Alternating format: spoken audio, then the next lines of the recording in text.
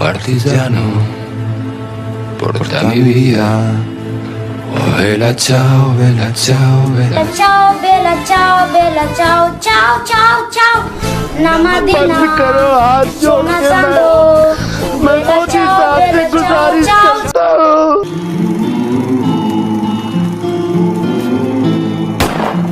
Gabal, gabal, gabal, gabal, gabal.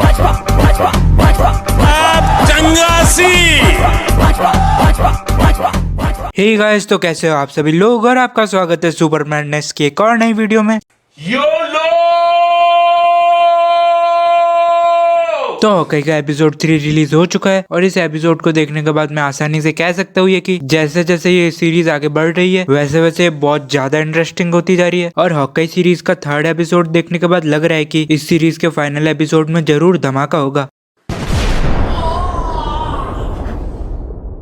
मतलब मेरे हिसाब से तो इस सीरीज का फाइनल एपिसोड जरूर धमाकेदार होगा। और अगर हॉकी के एपिसोड 3rd की बात करें तो इसमें बहुत सारे कॉमिक बुक रेफरेंसेस थे और ईस्टर एग्स थे और कुछ हिडन डिटेल्स भी थी जो कि शायद आपने नोटिस नहीं करे होंगे, लेकिन चिंता मत करो, आपका भाई आपको बताएगा। और अगर अभी तक आपने सब्सक्राइब नहीं किया है तो नीचे एक लाल कलर का बटन दिख रहा होगा, उसको गोली मारो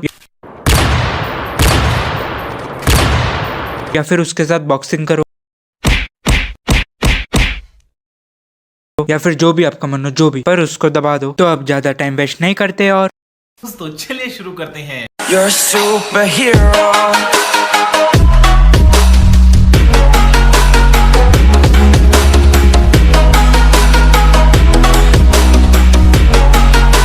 बेटा बहुत हो गया, इंट्रो है गजल नहीं, चल बे बंद कर, क्या कर। तो हॉकी के एपिसोड 3 का नाम है एकोस, जो कि रेफरेंस है माया लोपेज का, जिसको हम इस सीरीज में देख रहे हैं, जो कि प्रोबेबली आगे जाकर एको बनेगी, क्योंकि जैसा हमें पता ही है डिज्नी प्लस हॉटस्टार पर एको पे एक सीरीज भी आएगी। और एपिसोड 3 की शुरुआत बीसी से होती है। हमें माया लोपेज की थोड़ी बैकग्राउंड स्टोरी बताई जाती है और इस शो में हमें माया लोपेज का जो ओरिजिन बताया गया है, यानी जो बैकग्राउंड स्टोरी बताई गई है, वो एकदम सिमिलर है कॉमिक्स से। और अगर आपको नहीं पता तो मैं बता दूं, कॉमिक्स में भी उसके फादर एक असैसिन होते हैं जो कि विल्सन फिस्क यानी किंगपिन के लिए काम करते हैं। और इसकी पावर्स की बात करें तो इसके पास फोटोग्राफिक मेमोरी होती है जिससे किसी के भी मूव्स आसानी से देखकर कॉपी कर सकती है। और हॉकी के एपिसोड 3 में हम माया लोपेज का एक चाइल्डहुड का शॉट भी देखते हैं जहाँ पर वो कैपोएरा लिखती है। और अगर आपको नहीं पता कैपोएरा क्या है, जो कि एक ब्राजीलियन फाइटिंग स्टाइल होता है जिसमें मार्शल आर्ट और डांस दोनों मिक्स होते हैं, जो कि कॉमिक बुक का एक रेफरेंस है, क्योंकि कॉमिक्स में माया लोपेज एक डांसर भी होती है। और उसके बाद हम एक सीन देखते हैं जहाँ पर माया लोपेज के फादर की डेथ हो जाती है और वो मरते मरते अपना खून से भरा हाथ माया लोपेज के मुंह पर रखते हैं, जो कि एकदम कॉमिक बुक एक्यूरेट है, क्योंकि कॉमिक्स में भी ऐसे ही होता है। जिसके बाद कॉमिक्स में माया लोपेज उसको अपना सिंबल बना लेती है, जैसा आप इस फोटो में देख ही सकते हो उसके मुंह पर। और कॉमिक्स में माया लोपेज के फादर की डेथ के बाद किंगपिन माया लोपेज का माइंड डाइवर्ट कर देता है और उसको डेयरडेविल के पीछे लगा देता है, लेकिन बाद में माया लोपेज सब कुछ समझ जाती है, जिसके बाद वो एक हीरो बन जाती है, इको। और कॉमिक्स में किंगपिन उसके फादर फिगर जैसा होता है। और हॉकी के एपिसोड 3 में हमने एक शॉट भी देखा था जहाँ पर हमने माया लोपेज के अंकल का हाथ देखा था, जो कि मुझे एकदम सिमिलर लग रहा है विंसेंट डोनोफ्रियो के किंगपिन से, जिसको हमने डेयरडेविल में देखा था। तो यहाँ पर हमें उसका पूरा चेहरा या लुक तो नहीं दिखाया गया है, लेकिन शायद तक ये वही होगा। और अगर हमें विंसेंट डोनोफ्रियो का किंगपिन देखने को मिल गया ये सीरीज एंड होते होते, तो मेरा तो बस एक ही रिएक्शन होगा,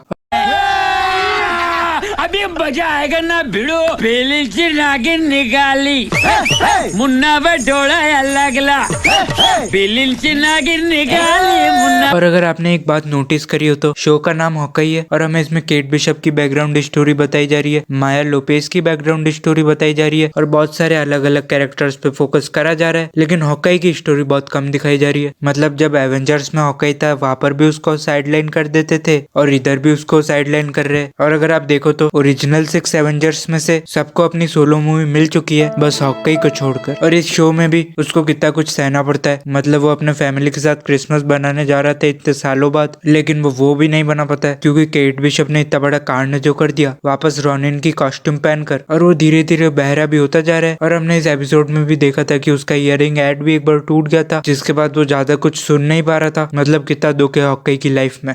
साला ये दुख का खत्म नहीं होता बे।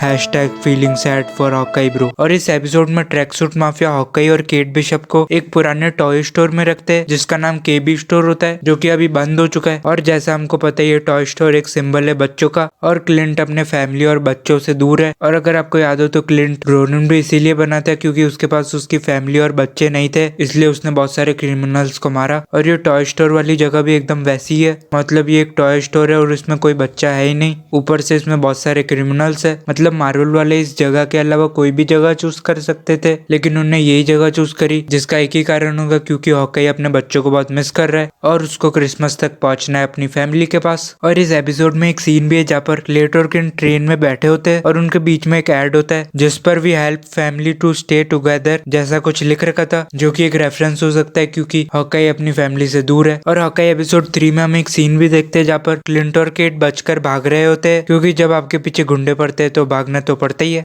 बात तो सही है दौड़ना तो पड़ता है। लेकिन कहना पड़ेगा जो ये कार चेज वाला सीन था ये बहुत ही औसम था और उसका एक्शन सीक्वेंस भी बहुत ही औसम था। और ये कार चेज वाला सीन एकदम सिमिलर था कॉमिक्स से, क्योंकि हॉकाई के कॉमिक्स में एक पूरा इशू है कार चेज वाले सीन पर, और कॉमिक्स का कार चेज भी एकदम सेम होता है जैसा हमने इस शो में देखा। उसमें भी बहुत सारे ट्रिक एरोज होते हैं, और ट्रिक एरोज से मुझे याद है कि हमने हॉकाई के एपिसोड 3 में बहुत सारे अलग अलग एरोज देखे, तो एक एक करके उन एरोज के बारे में बात करते हैं। तो सबसे पहले हमने पटी एरो देखा जो की कॉमिक्स में भी होता है। उसके बाद हमने देखा एक्सप्लोजिव एरो जिसको हमने पहली बार एवेंजर्स 1 में देखा था जब हॉकाई शील्ड के हेली कैरियर पर अटैक करता है।